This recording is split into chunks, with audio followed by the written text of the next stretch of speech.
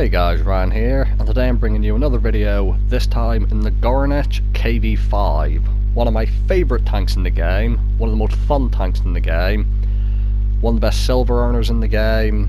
It's just an amazing tank, and the fact you can get it for free from the Halloween off, which I did a couple of years ago, really awesome tank. So you see I'm platooned with Nitro, Luke and Spandex, and as such I'm in a tier 10 game. They have 360 TPs, which is not what you want to see in a KV5.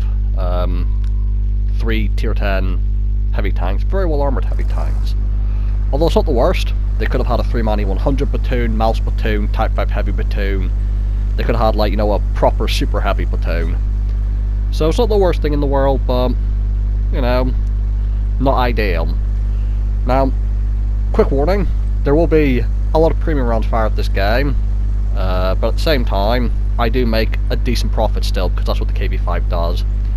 I found with this loadout I've got, of 28 PCR rounds, even in games where I fire all 20 of them, I have never once, in the 2 years I've had this tank, ever lost silver. So, bear that in mind. So it's a tier 10 game, we're on this map, and I don't want to go brawling at the south side because artillery, and I'm worth 6 TPs, and I don't want to go to the other side of the map and brawl on that little sniper hill at the back. So what we're going to see is, when I play the KV5, I just play a little bit different, a little bit more carefree. I don't really think as intelligently, I just kind of do things, because that's what you do in a KV5. So I thought to myself, I'm going to take my KV5 to where the light tanks usually go, and try and get some spotting done. Now, as to why I thought this, I've no fucking idea, because the KV5, as you can tell by the look of it, it's not very well camouflaged, and being a tier 8 Soviet heavy tank, it has horrible view range of 350 meters, meaning if I spot anyone, they'll 100% be able to spot me.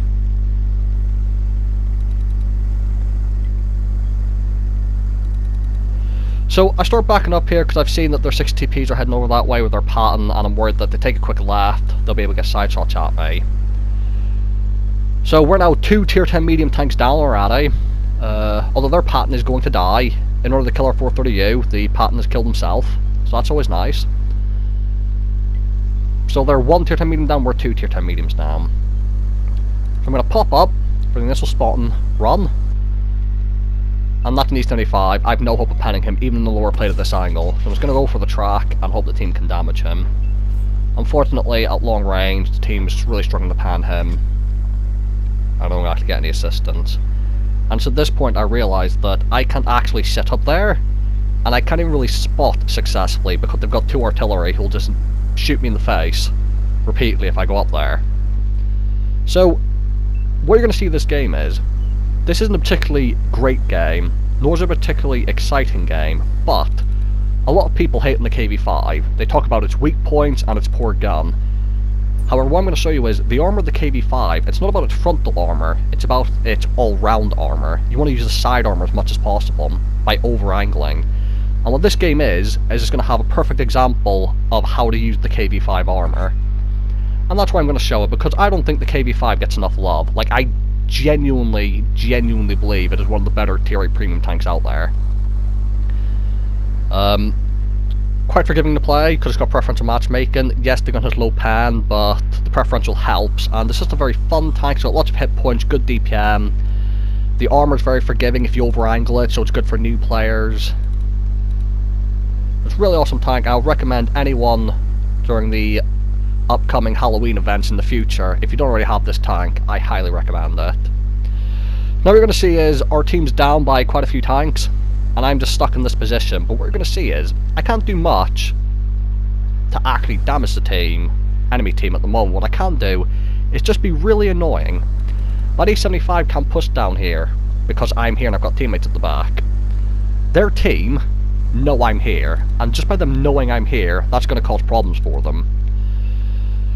So you see I'm going to pop up, because I want to try and get some spotting done. I think I actually get proxy spotted by the E75 there and proxy spot him back. But I don't want to move all the way up, you see, because of the artillery. I see the guy behind me, but I've got 2 heavy tanks back there who I'm hoping can deal with him.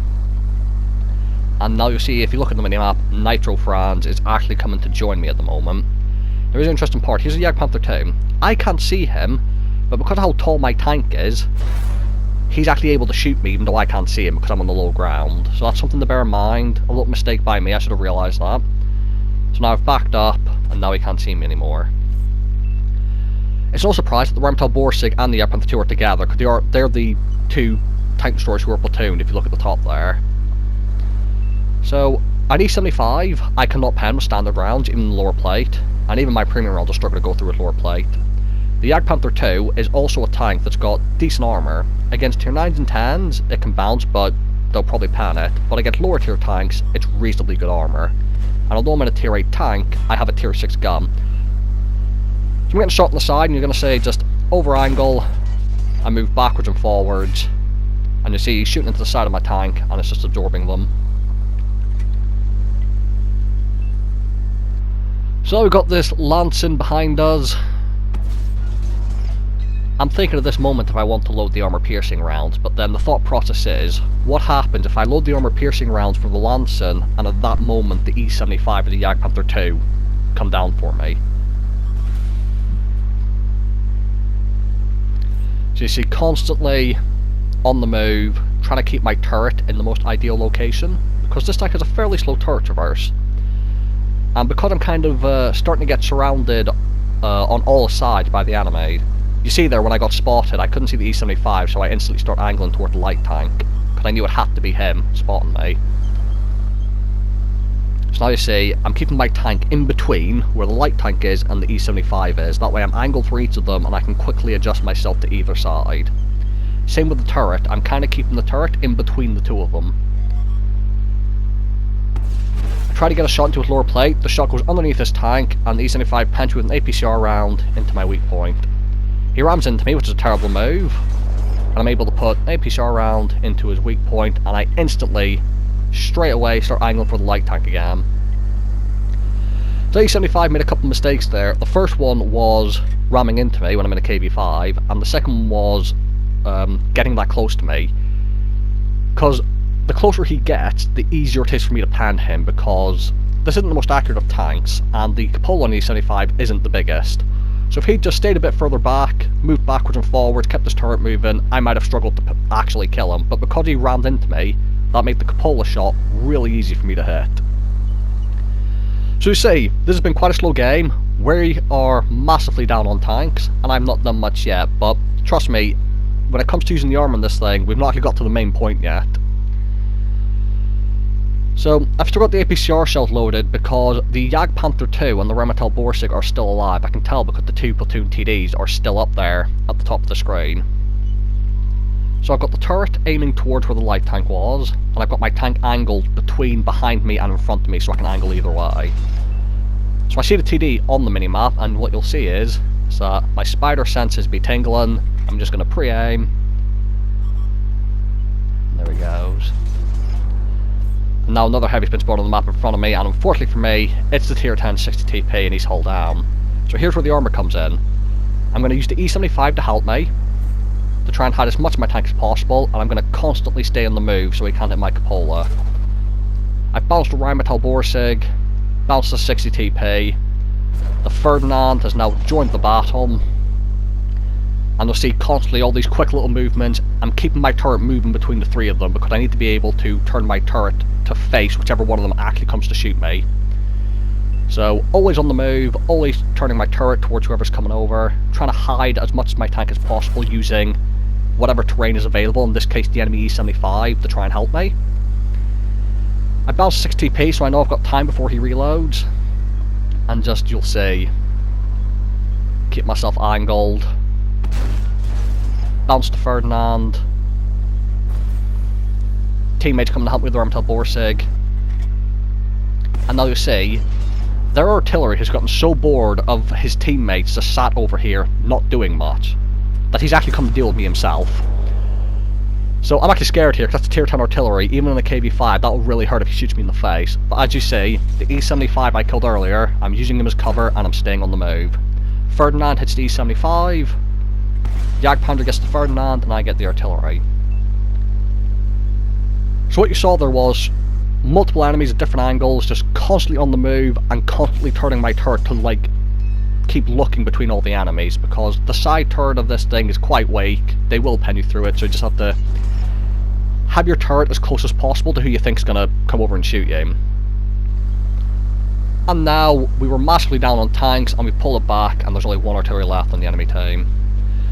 What you saw there is, I knew I wasn't going to be too useful this game because of my low pen, this map, low view range, 2 artillery. So I went to a position where it was annoying, because you saw how many enemy tanks got held up near me. The Jagdpanther 2, the Rheinmetall Borsig, one of the 60 TPs eventually wasted a bit of time on me.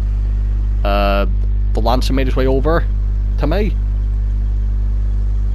And these 75 is a very powerful tank, as are TDs, and they were wasting their time on a KV5. Like, they could have just left me there and just went and go help the 60 TP and just wait for the 60 TP to come kill me at the end, because I wouldn't be able to pen a 60 TP.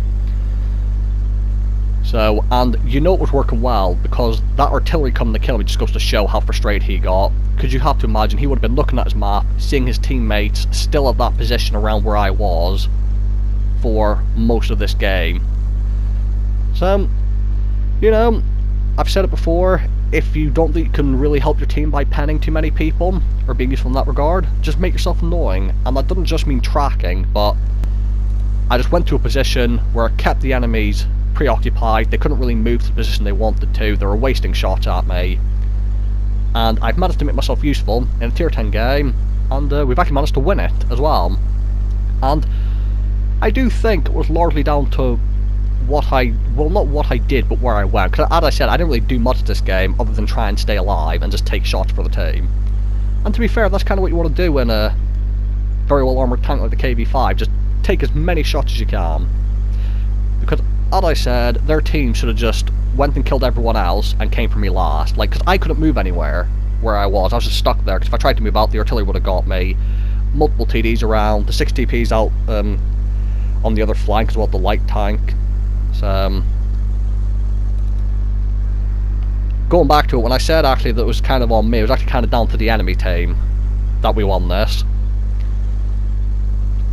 So even though I fired lots of premium, you'll actually see, as I said at the start, I'm actually still going to make profit here. And I'm actually going to come top of the team as well, which is hilarious, even though I hardly did anything. The advantage of just being annoying. I'm not actually doing too much. 66,000 profit, which is nice. 2,500 damage, 1,500 assistance, and 4,000 block for 3 kills. That's a first class mastery, a very nice steel wall, and I think 1,800 base XP. So again guys, the KV5, yes, the gun isn't most ideal, but even if the gun doesn't work, just use your armour, and you'll be able to help your team win. So, I hope you guys enjoyed this interesting game where I just kind of derped around and it worked. So, thank you guys for watching, and I'll see you all in the next video.